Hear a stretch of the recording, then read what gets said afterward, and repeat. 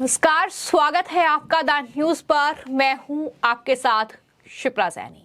प्रधानमंत्री नरेंद्र मोदी का गांव वडनगर एक बार फिर से चर्चा में है। दरअसल इस बार प्रधानमंत्री वडनगर नहीं पहुंचे हैं, बल्कि पुरातत्व विभाग को गुजरात के वडनगर में 2800 साल पुरानी एक बस्ती के अवशेष मिले हैं। जी हां, वडनगर में 800 ईसा पूर्व के मानव बस्ती के सबूत मिले हैं और ये खुदाई आईआईटी खड़गपुर के नेतृत्व में लगातार वडनगर में हो रही थी। पिछले 7 साल से ये खुदाई चल रही थी और आखिरकार पीएम मोदी के गांव वडनगर में ये जो सबूत है, ये अवशेष जो हैं, ये मिले हैं और बताया ये जा रहा है कि एक सबसे पुराना बौद्ध मठ भी खोजा गया है। इसी के साथ वडनगर में यूनानी राजा के सिक्के और साँचे भी मिले हैं। तो क्या कुछ इस खुदाई में सबूत मिले हैं, क्या कुछ अवशेष मिले हैं, क्या कुछ खोजा गया है, पूरी जानकारी मैं आपको इस वीडियो में दूंगी। लेकिन मैं आपको ये बता दूं कि वहां से जो वीडियो सामने आया है, जो पुरातत्व विभाग ने वहां पर खुदाई की है, जिस तरीके से वहां पर अवशेष मिले हैं मानव बस्ती के, उसका वीडियो सामने आया है और काफी उत्सुकता इस वीडियो को देखकर हर किसी की बढ़ रही है। ईंट और दीवारें और पक्की नालियां इस वीडियो में दिखाई देती हैं। करीब 3000 साल होने को आए, लेकिन आज भी दीवारें पूरी तरह से नष्ट नहीं हुई है। 800 ईसा पूर्व की मानव बस्ती के सबूत मिलने से वडनगर की चर्चा अब देश भर में हो रही है और माना यह जा रहा है कि इतिहास के बारे में कई नई जानकारियां अब यहां से मिल सकती हैं। तो एक बार फिर से इस तरीके से वडनगर जो है वो चर्चा का केंद्र बन चुका है पहले से ही। चूंकि देश के प्रधानमंत्री नरेंद्र मोदी उस गांव से आते हैं तो जाहिर तौर पर वो गांव चर्चा में रहा है। लेकिन अब इस गांव में जिस तरीके से ये आर्कियोलॉजिकल सर्वे किया गया, उसके बाद जो अवशेष वहां पर मिल रहे हैं, जो लगातार जानकारियां वहां से सामने आ रही है, जाहिर तौर पर वो लोगों की उत्सुकता बढ़ा रही है। इस पूरे मामले को लेकर आईआईटी खड़गपुर के जो जियोलॉजिस्ट हैं, जो लगातार इस पर निगरानी रखे हुए थे, उन्होंने जानकारी दी है। See, we have been working at Bhatnagar along with Archaeological Survey of India for last about 4-5 years, where Archaeological Survey of India और ASI संक्षिप्त में बोला जाता है जिसको, ASI has been excavating Bhatnagar archaeological site for finding out how old the settlement there and what kind of settlement was there. So as a part of this excavation, Archaeological Survey of India has invited IIT Kharagpur, then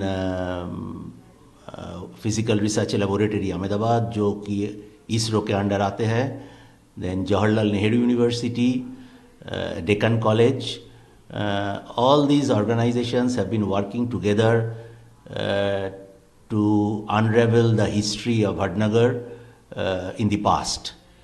And while we were working in the Bhatnagar, actually Bhatnagar that उधर भटनगर में पुराना चीज़ था, ये बहुत पहले से ही पता था लोगों को, क्योंकि आर्कियोलॉजिकल सर्वे ऑफ इंडिया बहुत पहले एक बार खनन किया था उधर, लेकिन उस टाइम ज़्यादा गहरा नहीं जा पाए वो लोग। उसके बाद again ASI under the supervision of Dr. Y.S. Rawat, he excavated Bhatnagar for some time. उन्होंने एक बहुत पुराना बुद्धिस्ट मोनास्ट्री भी खोज डाला है। From 2016 archaeological survey of India Bhatnagar में गहरा खनन के डिसीजन लिया। As a result, Archaeological Survey of India excavated from 2016 to 2023 up to a depth of 20 meter. And हम लोग जब ये एक्सकवेशन हो रहा था, हम लोग देखे दैट भटनगर के इतिहास काफ़ी पुराना जा चुके हैं। भटनगर में करीब करीब 7 कल्चरल लेयर मिले हैं, और सबसे पुराना जो लेयर हमको मिले हैं उसका बयस अनुमानिक 2800 बरस पुराना है। हम लोग आर्कियोलॉजी में उसको बिफोर क्रिश्चियन एरा बोलते हैं, तो it was something like about 800 BCE at Vadnagar. But some of our recent radiocarbon dating, जो बॉयस जो वो कल्चरल लेवल का एज बताते हैं, वो इंडिकेट करता है that Bhatnagar may be something like 1400 BC, 1500 BC पुराना, मतलब वो 3500 बरस पुराना हो सकता है। और बताया है कि ये जो बस्ती है, ये जो मानव बस्ती है, ये हड़प्पा काल की भी हो सकती है। उन्होंने जो जानकारी दी है, बताया है कि IIT Kharagpur, archaeological survey of India यानी ASI, फिजिकल रिसर्च लेबोरेटरी जो कि इसरो की है, और जवाहरलाल नेहरू यूनिवर्सिटी और साथ ही डेक्कन कॉलेज के जो शोधकर्ता हैं, उनको 800 ईसा पूर्व पुरानी मानव बस्ती के यहाँ पर सबूत मिले हैं और तमाम जानकारी उनकी तरफ से दी गई है। बताया ये गया है कि ये बस्ती जो है, दरअसल ये पुरानी इस मानव बस्ती में 7 सांस्कृतिक चरणों की उपस्थिति का पता चलता है। ये भी जानकारी दी गई है। 2016 से यहाँ पर खुदाई का काम चल रहा था और टीम ने करीब 20 मीटर तक गहराई में खुदाई की है, तब जाकर ये तमाम सबूत मिले हैं। और तो अधिकारियों की ओर से जो जानकारी दी गई है, उसमें बताया गया है कि इसकी कई गहरी खाइयों में खुदाई से 7 सांस्कृतिक चरणों की उपस्थिति का पता चला है, जिसमें Maurya, Indo Greek, Indo Scythian और शक छद्रक, इसके अलावा हिंदू सोलंकी सल्तनत, मुगल से लेकर गायकवाड़, ब्रिटिश औपनिवेशिक शासन और साथ ही आज का शहर जारी है। और जानकारी उन्होंने ये भी दी है कि खुदाई के दौरान सबसे पुराने बौद्ध मठों में से भी एक की खोज की गई है। तो इस खुदाई के दौरान इतिहास के बारे में कई महत्वपूर्ण जानकारियां सामने आ सकती हैं। अभिजीत अंबेडकर जो कि अधिकारी हैं, उनकी तरफ से बताया गया है कि खुदाई में मिट्टी के बर्तन, तांबा, सोना, चांदी और लोहे की वस्तुएं, जटिल डिजाइन वाली चूड़ियां मिली हैं। हमें वडनगर में इंडो ग्रीक शासन के दौरान यूनानी राजा अपोलोडेसस के सिक्कों के साँचे भी मिले हैं। ये भी जानकारी महत्वपूर्ण है।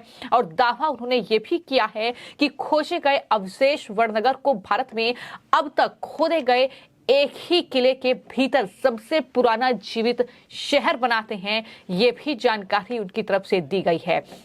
तो तमाम जो अधिकारी वहां पर मौजूद थे, उन्होंने मीडिया से बातचीत की है, जिसमें इस खुदाई के बारे में तमाम जानकारी दी है। क्योंकि जी सर, हम बात करें वडनगर, तो वडनगर में अभी जो आपने बोला कि यहाँ ब्रेक छपी है न्यूज, तो यानी 2800 साल पुराने वडनगर लाइव जीवित सिटी रही है। उसमें यहाँ पर हम बात करें सबसे ज्यादा वडनगर में, यानी 2005 से लेके आज तक यहाँ पे संशोधन हो रहा है। जब जो हमारे CM PM बने तब से तब से यहाँ पे संशोधन हो रहा है। उसमें से अभी आप देख सकते हैं यहाँ पे करीब यानी 2 लाख से ऊपर अवशेष मिल चुके हैं। उसमें से यहाँ पे जीवित नगर रहने का कारण यही है कि यहाँ पे जो वाटर मैनेजमेंट सिस्टम, यहाँ पे जो वाटर लेवल अच्छा, यहाँ पर जो पानी का सोर्स अच्छा था, इसीलिए लोगों का ये खेतीबाड़ी से लेके उनके बिजनेस से लेके सब कुछ यहाँ पे उनको मिलता रहा है। इसीलिए लोगों का जो ये जो होता है, ये गांव कभी खाली नहीं हुआ है। सर हम बात करें पूरा वडनगर, तो वडनगर में ऑल ओवर साइट 30 जितने साइटों का एक्सकवेशन हो चुका है। यानी 2005 से लेके 2013 तक गुजरात स्टेट आर्कोलॉजी यानी पुरातत्व विद डॉक्टर YS रावत पुरातत्व नियामक से उनका द्वारा किया गया। उसके बाद जब ASI 2014 में आई तो उनके द्वारा 2014 से अभी तक कंटिन्यू करें, तो ऑल ओवर 30 साइटों का एक्सकवेशन कर चुके हैं। और आगे भी एक तारंगा हिल, वहां भी हमने संशोधन किया है। और उसमें से बात करें तो अलग अलग धर्म के लोग यहाँ पे रहे, बुद्धिज्म, जैनिज्म और हिंदू, ये शिव और विष्णु धर्म में भी यहाँ पे लोग, यानी वडनगर में हर धर्म के लोग एक शांति से सम्मान से यहाँ पर रहे। जाहिर तौर पर बेहद दिलचस्प है ये जो तमाम चीजें निकलकर सामने आ रही हैं, क्योंकि जिस तरीके से कहीं ना कहीं जो पुरातत्व विभाग ने ये खुदाई की है और कहीं ना कहीं जो अवशेष वहां पर मिले हैं मानव बस्ती के, यानी जो जानकारी दी है कि 800 ईसा पूर्व जो है वहां पर मानव बस्ती थी और कई तरह की जानकारियां उनकी तरफ से दी गई हैं कि तरीके से वहां पर जो अलग अलग धातु के तमाम चीजें हैं वो बरामद की गई हैं। इसके अलावा जो है वड़नगर में यूनानी राजा के सिक्के और सांचे मिले हैं। ये अपने आप में दिलचस्प जानकारी है। और साथ ही एक पुराना बौद्ध मठ वहां पर खोजा गया है। जाहिर तौर पर यह जानकारी उनकी तरफ से भी दी गई है कि भारत में अब तक जो भी दरअसल जांच हुई है, जो भी खोदे गए हैं जगह, वहां पर एक ही किले के भीतर सबसे पुराना ये जीवित शहर बताया जाता है। जिस तरीके की अवशेष यहां से मिलते हैं तो अपने आप में अब हर कोई इस खुदाई के बारे में और साथ ही जो अवशेष वहां से मिले हैं उसके बारे में जानना चाहता है। और ये तय है कि जो तमाम चीजें यहां से बरामद हुई हैं, जो अवशेष यहां से मिले हैं, जाहिर तौर पर वो इतिहास के बारे में कई और महत्वपूर्ण जानकारियां जो हैं वो दे सकते हैं। जैसा कि मैंने बताया कि एक तरफ जो है तमाम अधिकारी इसके बारे में जानकारी देते हैं और वहीं आईआईटी खड़गपुर के जो जियोलॉजिस्ट हैं अनिरुद्ध सरकार, उनकी तरफ से जो जानकारी दी गई है उसमें बताया है कि रेडियो कार्बन डेट से ये पता चलता है कि ये बस्ती 1400 ईसा पूर्व जितनी पुरानी हो सकती है। यानी अभी तक पुख्ता जानकारी जाहिर तौर पर पूरी तरीके से नहीं है, लेकिन जो उत्तरी शहरी हड़प्पा काल के अंतिम चरण के समकालीन है। उन्होंने कहा है कि अगर ये सच है तो ये पिछले 5500 सालों से भारत में सांस्कृतिक निरंतरता का सुझाव देता है और तथाकथित अंधकार युग एक मिथक हो सकता है। आर्कियोलॉजिकल सुपरवाइजर मुकेश ठाकुर ने भी जानकारी दी है और कहा है कि भारतीय इतिहास के बीते 2200 वर्षों के उथल-पुथल भरे समय के दौरान मध्य एशिया से भारत पर 7 आक्रमण हुए, जिनकी छाप वड़नगर के क्रमिक सांस्कृतिक काल में भी पाई जा सकती है। उन्होंने कहा कि 1 लाख से ज्यादा अवशेष खोजे गए हैं। वड़नगर में करीब 30 जगहों की खुदाई की गई है और अन्य जगहों पर भी खुदाई होनी है, ये जानकारी भी उनकी तरफ से दी गई है। तो तमाम जानकारी इस पूरे मामले को लेकर सामने आई है, जिस तरीके से ये खुदाई की गई है। लेकिन मैं आपको ये बता दूं कि जो जानकारी दी गई है उसमें बताया गया है कि ये स्टडी एल्सवियर की पत्रिका क्वांटरनरी साइंस रिव्यूज में प्रारंभिक ऐतिहासिक से मध्य युगीन काल तक जलवायु, मानव बस्ती और प्रवाह से पश्चिम भारत वड़नगर में नए पुरातत्व खनन से मिले सबूत विषय से प्रकाशित हुआ है। यानी उसमें तमाम जानकारी दी गई है। तो अपने आप में अब कहीं ना कहीं लोगों की जो उत्सुकता है वो बढ़ गई है ये जानने के लिए कि वड़नगर में आखिर ऐसा क्या था, क्योंकि आज भी जो वीडियो सामने आए हैं वो अपने आप में हैरान करने वाले हैं कि किस तरीके से कई हजार वर्षों पहले के ये अवशेष मिले हैं। लेकिन वही ईंट की दीवारें, वही पक्की नालियां, तमाम तरह चीजें ऐसी नजर नहीं आती हैं कि ये इतने पुराने यहाँ पर कोई बस्ती थी। तो अपने आप में हैरानी भरा ये पूरा मामला है। हालांकि अभी भी जो आर्कियोलॉजिकल सर्वे है वो वहां पर चल रहा है। एएसआई की टीमें वहां पर मौजूद हैं और अन्य जगहों पर भी अभी खुदाई की जाएगी। आने वाले वक्त में क्या कुछ अवशेष मिलेंगे और इतिहास के बारे में क्या कुछ जानकारी इस खुदाई के दौरान देखने को मिलेगी, ये भी देखना होगा। लेकिन महत्वपूर्ण जानकारी ये भी है कि दरअसल मुख्यमंत्री जब गुजरात के प्रधानमंत्री थे तब ये खुदाई शुरू हुई थी और जैसे ही वो प्रधानमंत्री बने तो इस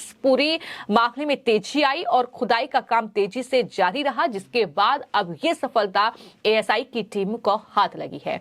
फिलहाल आपकी इस पूरे मामले को लेकर क्या राय है हमें कमेंट बॉक्स में जरूर लिखें। धन्यवाद।